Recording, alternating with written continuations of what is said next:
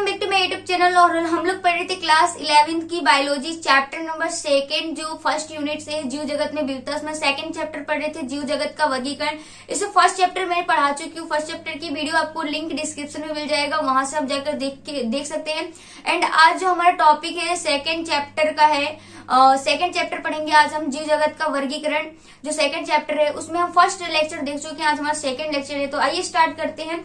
तो गाइस इससे पहले की वीडियो में हमारे जितने भी जगत थे, कवक जगत, प्लांटी जगत, एनिमलिया जगत, मोनेरा जगत, प्रोटिस्टा जगत, इस सभी जगत के बारे में मैं बहुत ही अच्छे से एक्सप्लेन कर चुकी हूँ। आई होप आप लोग उसे पढ़े होंगे तो आपको समझ में आएगा ये वाला लेक्चर। तो आइए स्टार्ट करते हैं। तो आज का जो टॉपिक है वो है मोनेरा जगत। हम मोनेरा जगत से स्टार्ट कर रहे हैं। इसको सारी जगत पढ़ना है हमें। तो सबसे पहले हम पढ़ेंगे मोनेरा जगत। अब मोनेरा जगत आपको पता है किसने दिया था? कॉपलैंड ने दिया था। अगर आपने वीडियो देखी होगा तो आपको पता होगा कि मोनेरा जगत दिया था किसने दिया था? कॉपलैंड ने। जिसमें जो जीव पाए जा रहे थे वो कौन कौन से जीव पाए रहे थे? एक तो था बैक्टीरिया, साइनोबैक्टीरिया जिसे नील हरित शैवाल बोलते हैं या ब्लू ग्रीन एल्गीज के नाम से जानते हैं। तीसरा था माइकोप्लाज्मा। ये तीन जीव जो थे मोनेरा जगत में पाए जा रहे थे, जिनमें प्रोक्रेटिक सेल्स पाया जाता था, प्रोक्रेटिक कोशिका पाई जा रही थी, क्योंकि जितने भी प्रोक्रेटिक कोशिका वाले थे उनको निकाल के रखा था कॉपलैंड ने मोनेरा जगत में अपने। ठीक है, तो इसमें अब जो इसमें मोनेरा जगत में जो मेन जो जीव है वो है बैक्टीरिया। अब बैक्टीरिया को भी आपको पता है, जब जीवन का 3 डोमेन हम पढ़ रहे थे तो उसमें हमने देखा था कि बैक्टीरिया को भी बांट दिया था कार्ल वुज ने। उनको प्रॉब्लम थी बैक्टीरिया से मोनेरा जगत में, तो उन्होंने कहा कि बैक्टीरिया 2 टाइप्स के होते हैं, एक आर्की बैक्टीरिया, निगू बैक्टीरिया। तो उनमें क्या डिफरेंस है मैं वो भी बता चुकी हूँ। एंड आने वाली जो वीडियो है उसमें भी आपको देखने को मिलेगा, आर्की एंड न्यू बैक्टीरिया पे डिटेल वीडियो आपको मिल जाएगी। ठीक है, तो ये था हमारा बैक्टीरिया, जिसमें कार्ल वुज ने कहा था कि ये 2 प्रकार के होते हैं, आर्की बैक्टीरिया, न्यू बैक्टीरिया। तो इस प्रकार से हमें मोनेरा जगत में कुल 4 चीज पढ़ने हैं। एक तो बैक्टीरिया, जिसमें आर्की बैक्टीरिया, न्यू बैक्टीरिया पढ़ना है। एंड नेक्स्ट है हमारा साइनोबैक्टीरिया यानी नील हरित शैवाल पढ़ेंगे हम, और माइकोप्लाज्मा पढ़ेंगे। तो ये 4 जो जीव हैं मोनेरा जगत में पाए जाते हैं, जिनको हमें पढ़ना है, जिनमें प्रोक्रेटिक कोशिका पाई जा रही है। ओके, अब सबसे पहले जो मेन है हमारा इस मोनेरा जगत का जो जीव मेन जगत जीव है वो है जीवाणु। तो सबसे पहले इसके बारे में नॉलेज जान लेते हैं। तो गाइस जो जीवाणु होता है, बैक्टीरिया, इस शब्द जो है ना बैक्टीरिया शब्द, ये कहाँ से आया था? तो ये ग्रीक भाषा के बैक्टीरियोन से आया था। ठीक है, बैक्टीरिया जो शब्द है जीवाणु, ये ग्रीक भाषा के बैक्टीरियोन से आया था, जिसका अर्थ होता है छोटी क्षण। ठीक है, अब बैक्टीरिया का जो अध्ययन की बात करूं, बैक्टीरिया का जो स्टडी करते हैं, अध्ययन करते हैं, उसको बोलते हैं बैक्टीरियोलॉजी। एंड साथ ही साथ अगर बैक्टीरिया की खोज की बात करूं तो बैक्टीरिया की खोज हुई थी सन 1675 में, यानी 1675 ईस्वी में हुआ था। किसने किया था? एंटोन वॉन ल्यूवेनहॉक ने किया था। कहाँ किया था? वर्षा के जल में किया था, और नाम दिया था उन्होंने एनिमलक्यूल। ठीक है, तो इतना क्लियर हुआ। बैक्टीरिया शब्द ग्रीक भाषा के बैक्टीरियन से आया है, जिसका अर्थ छोटी क्षण। अध्ययन किसने किया? बैक्टीरिया का जो अध्ययन कहलाता है बैक्टीरियोलॉजी कहलाता है। बैक्टीरिया की खोज 1675 ईस्वी में एंटोन वॉन ल्यूवेनहॉक ने किया था। कहाँ किया था? वर्षा के जल में किया था। ठीक है, और नाम दिया था एनिमलक्यूल, जो बाद में सन 1838 ईस्वी में एरेनबर्ग नामक वैज्ञानिक ने इसको नाम दे दिया था बैक्टीरिया। ठीक है, तो पहले एनिमलक्यूल नाम दिया था एंटोन ने, बाद में 1838 में एरेनबर्ग ने इसे चेंज करके बैक्टीरिया नाम दे दिया था। क्लियर? उसके बाद अगर मैं आपको बताऊं कि ये हो गई हमारी बैक्टीरिया का एक प्रकार से हिस्ट्री। अब बैक्टीरिया जो होते हैं वो सर्वव्यापी होते हैं, या सर्वव्यापी यानी कॉस्मोपॉलिटन होते हैं। गाइस जो बैक्टीरिया की अगर बात करूं तो ये इतने मतलब हर जगह मौजूद है, हमारी हर जगह पे बैक्टीरिया मौजूद है। अगर मैं बोलूं 1 चम्मच मिट्टी या फिर 1 ग्राम मिट्टी में, तो 1 ग्राम मिट्टी में आप लगा सकते हैं 3 से 4 करोड़ बैक्टीरिया से भी अधिक आपको मिल सकते हैं। तो आप सोच सकते हैं कि बैक्टीरिया कितने हैं, कितनी मात्रा में उपस्थित है। ठीक है, तो हर जगह पे सर्वव्यापी मतलब हर जगह आपको मिल सकते हैं बैक्टीरिया। ठीक है, तो ये सर्वव्यापी होते हैं। अब बात करते हैं कि इसके आकार भिन्न होते हैं, मतलब इसके जो आकार होते हैं बैक्टीरिया के वो अलग अलग शेप के होते हैं, अलग अलग आकार के होते हैं देखने में। तो कैसे होते हैं? मुख्यतः 4 प्रकार से होते हैं जो बैक्टीरिया होते हैं।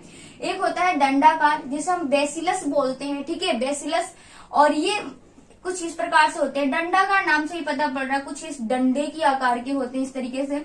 उसके बाद है नेक्स्ट गोलाकार, इसे हम कोकस बोलते हैं। तो आप देख सकते हैं कोकस मतलब गोलाकार से भी पता पड़ रही है, गोल गोल होंगे। ठीक है, उसके बाद होता है कोशाकार विब्रियो। कोशाकार मतलब एक प्रकार से कशाभिका समझ सकते हो, कोशा, ठीक है, जिसमें एक कोशा लगी होती है, इस तरीके से कोशाकार होते हैं, ये कोमा की तरह कुछ दिखते हैं, ठीक है। नेक्स्ट है हमारा सर्पिल यानी स्पाइरलस। स्पाइरल सर्पिल से आपको सांप की तरह थोड़ा सा लचीला सा होगा, ठीक है। तो ये जो आकार थे, ये तो आकार के बेस पर हो गए कि इनके जो आकार है भिन्न रूप से मुख्यतः 4 प्रकार के हो सकते हैं आकार में देखने में। अगर मैं बोलूं कि type of bacteria based on flagella, flagella के बेस पे बोलूं, मतलब ये जो बोलते हैं इनके अंदर इस तरीके से, जो इस तरीके से पूंछ की तरह लटकी होती है, इसको हम बोलते हैं फ्लैजिला, ठीक है, यानी कशाभिका बोलते हैं। तो अगर इसके आधार पर बैक्टीरिया को देखा जाए तो ये मुख्य 5 प्रकार के होते हैं। एक होता है अट्राइकस। अट्राइकस में क्या होता है कि कोई भी फ्लैजिला नहीं पाया जाता है, कुछ इस तरीके से, इसमें एक भी फ्लैजिला नहीं होता है। नेक्स्ट होता है मोनोट्राइकस। मोनोट्राइकस में क्या होता है कि सिर्फ एक ही फ्लैजिला, मोनो मतलब एक ही फ्लैजिला होता है, ठीक है।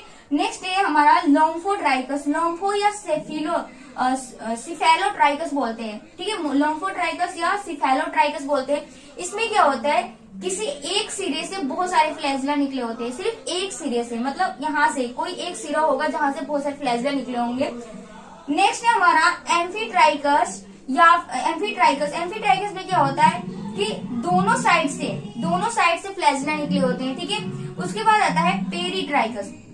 अब पेरीट्राइकस में क्या होता है कि यहाँ पर मैंने एग्जांपल नहीं दिया, कोई नहीं। पेरीट्राइकस में क्या होता है, मान लो ये बैक्टीरिया है हमारा, तो इसके पूरे शरीर पे से फ्लैजिला निकले होगा, ठीक है, पूरे शरीर पे से इस तरीके से फ्लैजिला निकले होंगे।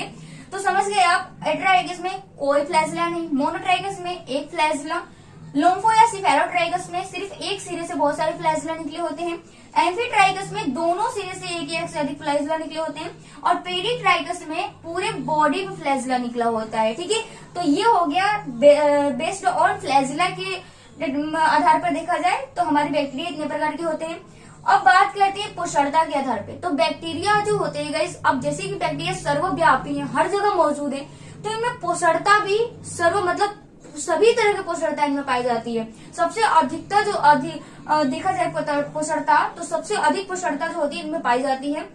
पोषणता आपको पता है कि पोषण 2 प्रकार के होते हैं, तो होता है परपोषी एंड एक होता है स्वपोषी। स्वपोषी में भी 2 प्रकार के ये होते हैं, इनमें एक तो प्रकाश संश्लेषी, रसायन पोषी भी होते हैं। मतलब जो बैक्टीरिया होते हैं वो प्रकाश संश्लेषी भी होते हैं, मतलब प्रकाश संश्लेषण भी कर सकते हैं, ठीक है, और रसायन पोषी यानी रसायन क्रियाओं से भी अपना भोजन प्राप्त कर सकते हैं।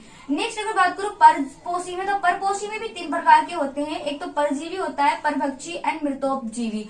तो देखो यहाँ पर परजीवी का मतलब होता है दूसरे जीवों को नुकसान पहुंचाकर। जैसे कि अगर मैं बोलूं कोई ऐसा जीव या बालों की जू समझ लीजिए, बालों की जू क्या करती हैं, हमें काटती हैं एंड हमें नुकसान पहुंचाती है, सिर्फ नुकसान, हमें मारती तो नहीं है ना, हमें मारती तो नहीं, हमें बस नुकसान पहुंचाती हैं और अपना भोजन जो है, अपना पोषण प्राप्त कर लेती हैं।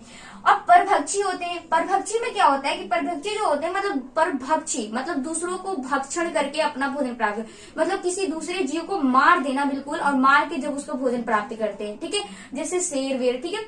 उसके बाद होता है मृतोपपोषी। मृतोपपोषी का मतलब होता है ऐसे जीव जो मृत जीवों से भोजन प्राप्त कर रहे हो, मतलब ऐसे जीव होते हैं ये जो मर गया है, जो पदार्थ मर चुका है, सड़ गल चुका है, उन चीजों से अपने भोजन को प्राप्त कर रहे हैं, अपने पोषण को प्राप्त कर, उन्हें बोलते हैं मृतोपपोषी। तो इस प्रकार से हमने पोषणता भी देख लिया बैक्टीरिया का, एंड आकार के रूप में यानी शेप के आधार पर भी देख लिया कितने प्रकार के होते हैं, और फ्लैजिला के आधार पर भी देख लिया कि बैक्टीरिया कितने प्रकार के होते हैं। साथ ही हमने इसकी हिस्ट्री भी जानी। तो अगर आपको बैक्टीरिया के बारे में ये जानकारी अच्छी लगी तो प्लीज वीडियो को लाइक जरूर करना, चैनल पर सब्सक्राइब करना। Thank you for watching. Next video में हम जानेंगे बैक्टीरिया में Archie bacteria and you bacteria के बारे में हम पढ़ेंगे, ठीक है। तब तक के लिए